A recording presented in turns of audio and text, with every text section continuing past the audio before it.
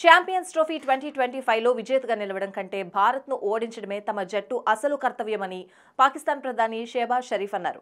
ఈ విషయంతో యావత్ దేశం తమ జట్టుకు అండగా నిలుస్తుందని తెలిపారు. అప్కమింగ్ ఐసీసీ ఛాంపియన్స్ ట్రోఫీలో భారత్, పాకిస్తాన్ జట్లు ఫిబ్రవరి 23న తలపడనున్నాయి. ఛాంపియన్స్ ట్రోఫీని హైబ్రిడ్ మోడల్లో నిర్వహించనున్నారు. దాంతో భారత్ మ్యాచ్లన్నీ దుబాయ్ వేదికగా జరగనున్నాయి. ఈ తరుణంలోనే శనివారం లాహోర్లోని గడాఫీ స్టేడియాన్ని పాకిస్తాన్ ప్రధాని షెహబాజ్ షరీఫ్ ప్రారంభించారు. ఈ సందర్భంగా మాట్లాడుతూ భారత్ పాక్ మ్యాచ్ను ఉద్దేశించి ఆసక్తికర వ్యాఖ్యలు చేశాడు.